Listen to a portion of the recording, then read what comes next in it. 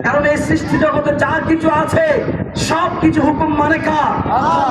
আল্লাহ। বলতেছিলাম এরা বলেন নবী পাক কোথায় থাকবে এটা নাকি নবী জানে না।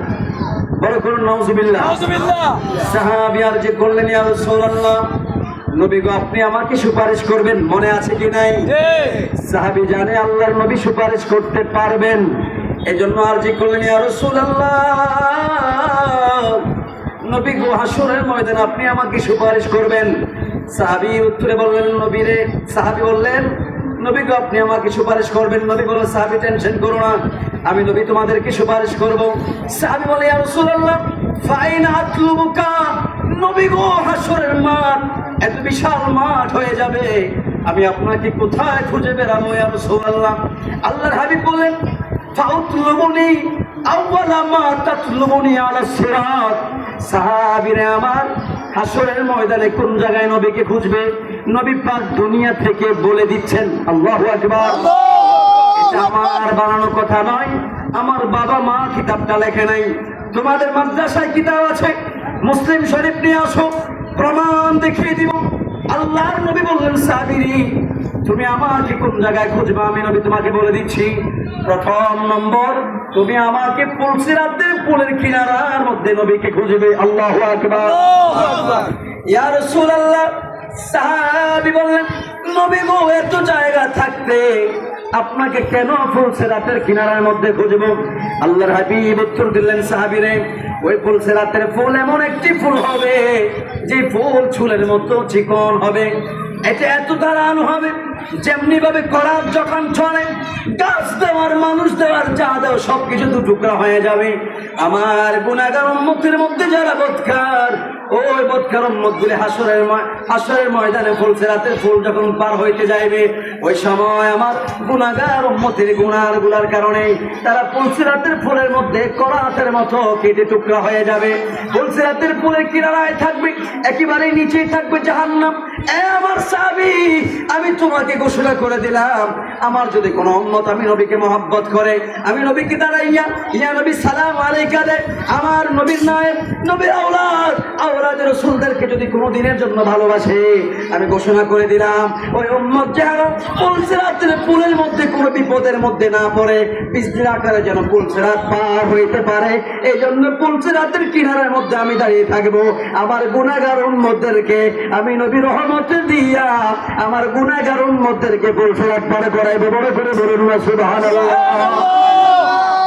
সাহাবী বললেন ইয়া রাসূলুল্লাহ বুঝলাম পুলসিরাতের ফুলে আপনাকে পাওয়া যাবে, ফাইল্লাম আলকাকা আলা সিরাত, নবী গো যদি পুলসিরাতের ফুলের দরজা আপনাকে না পাই, পুলসিরাতের কিনারা না পাই, এই মুনাফিক আলেম শোনো, নবী পাক দ্বিতীয় জায়গা নির্ধারণ করেন কোন জায়গায় আমার নবী থাকবেন। হাসরের ময়দানের রোড ম্যাপ আমার নবী উম্মতদেরকে জানিয়ে দিচ্ছেন। রাসূলুল্লাহ বলেন সাহাবীরে আমি যদি পুলসিরাতের কিনারার মধ্যে না থাকি তাহলে তুমি আমাকে খুঁজবে ইনদাল মিজান, মিজানের কাছে, মিজানের নিকটে। সাহাবী আরজ করলেন ইয়া রাসূলুল্লাহ এত জায়গা হাসরের ময়দানে থাকবে কেন আপনাকে মিজানের পাল্লার মধ্যে খুঁজবো? আল্লাহর নবী রাহমাতুল লিল আলামিন নবী আলাম করলেন সাহাবীরা আমার শোনো, ও সাহাবী মনে কষ্ট নিও না, একটু গভীর মনোযোগ দিয়ে শোনো। মিজান এমন একটি জায়গা যে জায়গার মধ্যে আমার উম্মতের নেকি বদিক ওজন দেওয়া হবে, মাপা হবে। আমার উম্মত বদকার হবে, উম্মত গুনাহগার হবে, নামাজের ইবাদত তাদের কাছে থাকবে না, রোজার ইবাদত তাদের কাছে থাকবে না, বহু গুনাহর মধ্যে তারা জর্জরিত থাকবে, জিনা করবে, অন্যায় করবে, জুলুম করবে, ব্যভিচার করবে। আমি নবী হাদিসে পাকের মধ্যে ঘোষণা করে দিলাম শাফাআতি লিআহলিল কাবায়ের মিন উম্মতি, আমার উম্মতের মধ্যে যারা নামাজ তরক করে কবিরা গুনাহ করেছে, জিনা করে কবিরা গুনাহ করেছে, এই সমস্ত উম্মতদেরকে আমি নবী সুপারিশ করাইয়া করাইয়া আল্লাহর শ্রেষ্ঠ নিয়ামত জান্নাতে নিয়ে যাব। ইয়া রাসূলুল্লাহ হাসরের ময়দানে মিজানে আপনি কেন থাকবেন? আল্লাহর হাবিব বলেন গুনার কারণে উম্মতের নেকি বদি ওজন দেওয়া হবে। ওই সময় যদি উম্মতের বদিটা বদামলটা যদি ভারী হয়ে যায়, উম্মত যদি সেটার কারণে জাহান্নামী হয়ে যায়, আমি নবী সহ্য করতে পারবো না। এই জন্য আমি নবী আমার রহমতের নজর দিয়া উম্মতকে জাহান্নামী, উম্মতকে জান্নাতি বানাই দেব।